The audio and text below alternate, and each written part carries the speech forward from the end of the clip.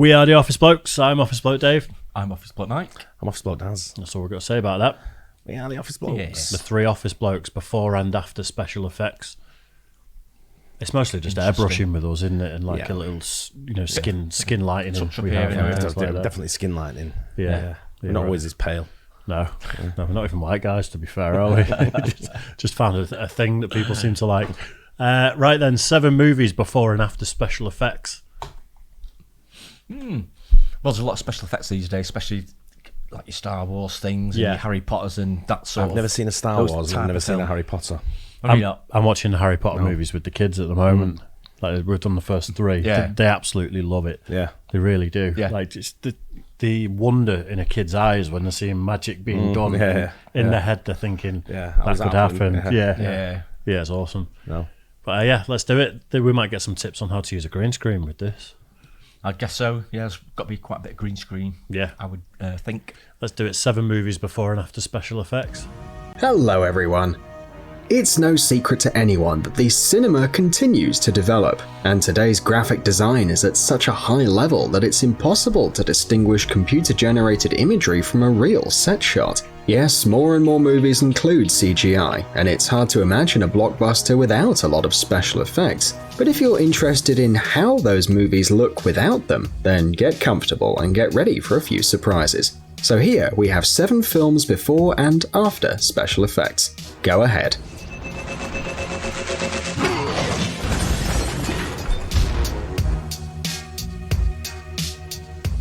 Game of Thrones. Attention, spoilers. If you haven't seen the 7th season of Game of Thrones, it's best to fast forward the video to the next movie or close your eyes and cover your ears for a couple of minutes. You ready? It's time to remember the incredible scene of the attack on the Lannister troops in the 4th episode of the season. If you saw the series, you'll remember the epic moment when a horde of Dothrakis, supported from the air by one of Daenerys' dragons, destroyed the Lannister army. It is said that these scenes were the most difficult to produce because, with the exception of the flying dragon, most images were recorded in real life. Yes, you heard me right. The creators of the series took the time to burn several doubles and explode the wagons with carefully placed explosives.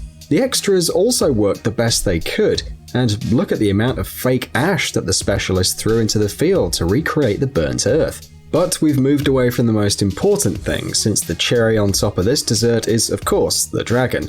In this case, the developers used several technical tricks to recreate the presence of a huge mythological dragon in the recording set. All the shots from behind the dragon... Mythological? What? I thought it was real. It's all real. I've never seen a Game of Thrones either. Have you not? No. Game of Thrones was great. It really was. It fizzled out towards the end. The first few series are the best, weren't they? But then it's just started getting a bit more. When they started getting the dragons, it started getting a bit more sort of mystical and a bit more sort of like The guys that produced it, they got the job to produce the next. I want to say Star Wars or something. So they rushed the ending of Game of Thrones so they could move on to their job doing Star Wars. Yeah. And because the last season the response was that bad, they got sacked from doing Star Wars. Yeah, no, I've not seen it. It's epic. It's well worth it. It's not your sort of thing, though. To be fair, but were made with the help of special cameras mounted on cables and drones. Once obtained, a drawn dragon and a very real Emilia Clarke were added to the scene.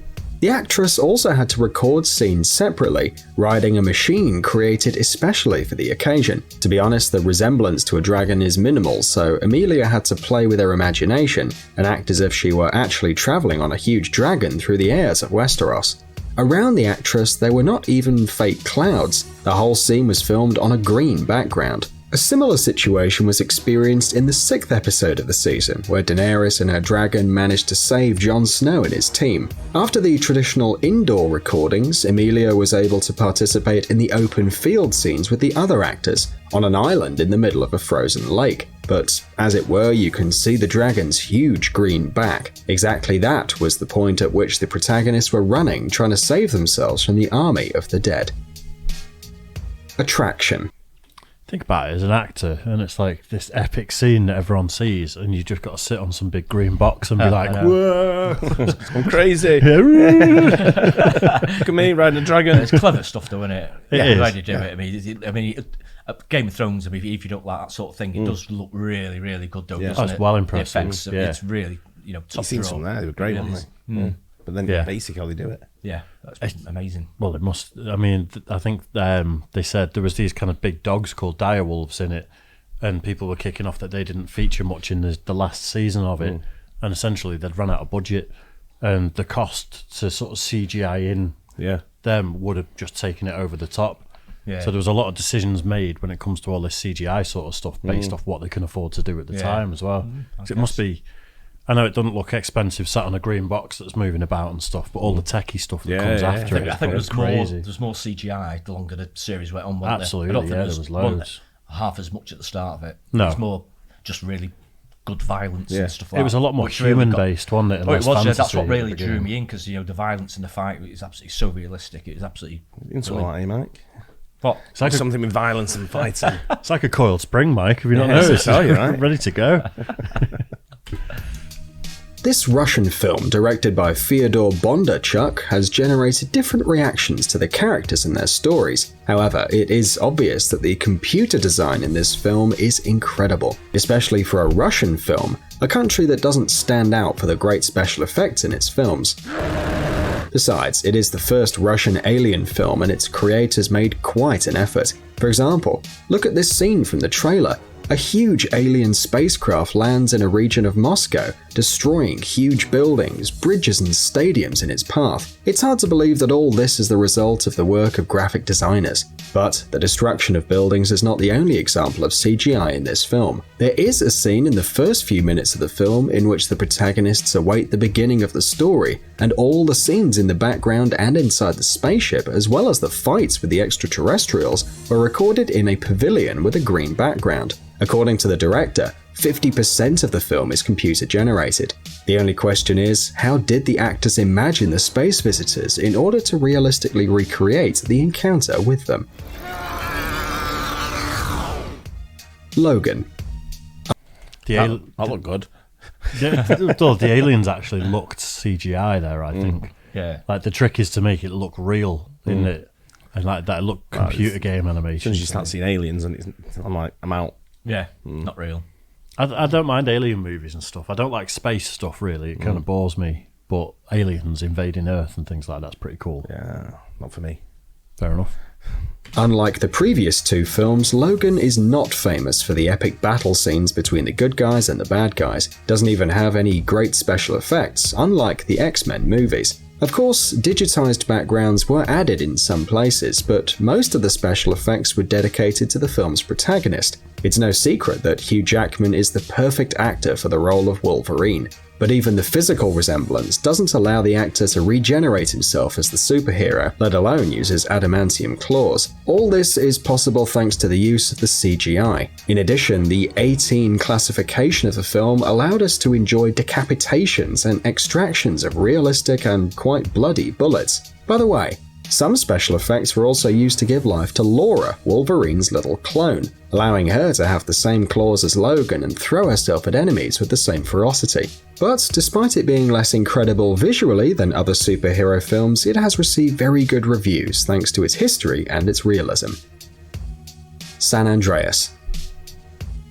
All the movies about catastrophes are full of special effects. It's obvious since no one is willing to destroy an entire city to create a 2-hour film about the destruction of humanity. For that reason, to destroy the state of California in the movie San Andreas, the designers had to work overtime to create more than 1,300 scenes with special effects for the movie. Among these scenes is the destruction of the Hoover Dam, which we had already seen in the movie Transformers, the fall of houses one after another, and best of all, a huge wave that ended up wiping the poor city of San Francisco off the face of the earth. No one would actually use real water to make these scenes today, but imagine for a second how many buckets of water you'd need. And of course, the movie wouldn't be complete if the developers didn't show the destruction of the Golden Gate Bridge. In our opinion, film directors have a special relationship with this bridge. Not in vain, we constantly see its destruction on the big screen. X-Men, Star Trek, Pacific Rim, and Godzilla are just some of the movies in which we can see the famous bridge suffering. But the artists of the film in San Andreas made an effort to achieve very realistic scenes of destruction, combining between 4 and 15 images from the same place, mixing computer-generated images with real photographs, and performing all kinds of cinematic tricks. But the most amazing special effect of the film is Dwayne Johnson, who played his first dramatic role in this film, and his acting skills are pretty impressive, don't you think? Spider-Man Home. I wonder how long it takes to paint all this stuff in. Very talented people, aren't they? They're kind of unsung heroes, aren't they, really, when you think about it? See them at the end credits on these movies, and there's absolutely hundreds of them. I struggle to turn bold into normal letters on the bloody word. Yeah, I think you've got to be a very creative mind, but also so highly skilled, and your attention to detail's got to be so vast on this sort of thing. Yeah, I'd get about 18 hours into making some background and be like, that'll do. Yeah, I can't think anymore. Yeah. I say 18 hours, I mean 18 minutes. Like it, Homecoming. Superhero movies don't surprise anyone anymore, and special effects have been a commonplace for a long time. But what would you think of a movie about a comic book character without CGI, and moreover without a stuntman for the main character? Yes, it's true. Tom Holland in the latest Arachnid Hero movie did all the tricks you see on screen on his own. Of course, they protected him with cables and green carpets on the floor, but all the turns and jumps were made by the actor himself. But this is not the most interesting thing. Many scenes of the film were made in the filming set without special effects. Yes, even the mandatory scene in any superhero movie where the protagonist saves everyone. For the mid-cut ferry scene, the developers built a full-size copy, which they then filled with water and balanced with the help of special mechanisms, scaring off extras, stuntmen, and the actor himself. However, the film was not fully CGI-free, but we're not talking about obvious moments such as the interface of Spidey's suit or the flight in the air, but the ascent of the Washington Monument. Despite the actor's prowess, he was not allowed to climb the building on his own, and they built a couple of safe levels of the monument in a pavilion. Surely we can forgive the director of this little deception. After all, nobody would have liked the new Peter Parker to have suffered in the recordings, right? Transformers: The Last Knight. You probably know that each and every film of the Transformers saga has a bunch of explosions, gigantic robots, and incredible action scenes. Maybe these films are not a great example of movie drama or acting quality, but we still love them. And one of the main features of these films is the special effects. This is no surprise, given that Michael Bay is a true master in the science of CGI. Several scenes with no actors involved were created from scratch using computers. But there were scenes filmed with our beloved green background too. For example, in the scene where the heroes are running towards a big scary wave, the actors really got wet using a special inclined platform, and the epic landscape was added later. The same can be said about the falling scene, where the lives of the characters played by Mark Wahlberg and Laura Haddock were literally hanging by a thread. The characters were hanging over an abyss, grabbing only a small metal thingy. To create a real sensation of fear, the filming crew created a special device, a whole room that rotated the actors, forcing them to fall. Truth be told, the actors did have safety devices on them, unlike their characters, and nothing was exploding around them, but they still did a great job. 2000. I think that's really cool. That kind of rotating thing.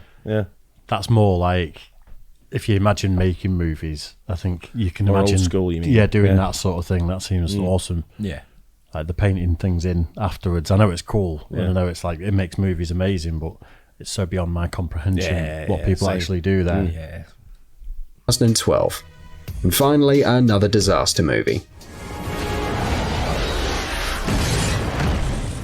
Okay, we admit we really do like this genre. In addition, there's nothing better to create special effects than situations of general, real chaos. In the film 2012, there are plenty of them. More than 500 scenes filled with various destructions and natural disasters can impress even skeptics. According to Stefan Toriansky, an artist on visual effects, many moments in the film demanded simply colossal computing power, so much was the work done. They even used 250, can you picture it, 250 of the most powerful computers to process all the graphical information. And this is without counting the numerous takes involving actors. By the way, most of the scenes in the 2012 movie, like in the movie San Andreas, are multi-layered. That is, they consist of several images. The pictures were superimposed on each other in such a way that you could accurately believe, for example, that the aircraft carrier was actually sweeping away the White House from the face of the Earth, and that the plane was moving between the falling skyscrapers.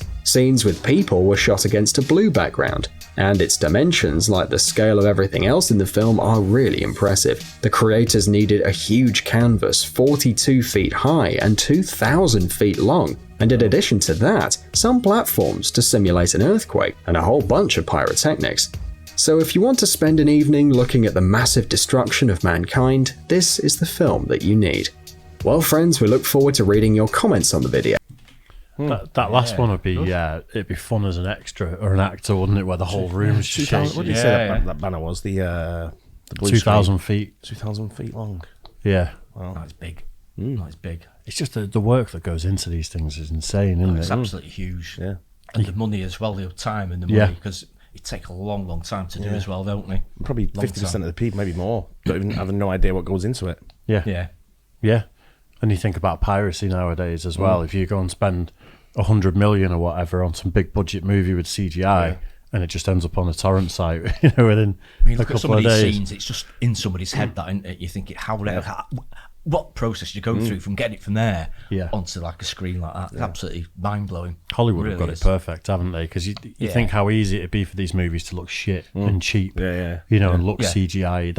That Russian one looked cool, but it looked CGI massively. It looked shit. It looked different, put it that way. It looked like it could be a fun movie, but you spend that sort of money on a movie and it ends up looking like that. Yeah. These have got it to like a sort of a level that's crazy, haven't they? Yeah. Nice.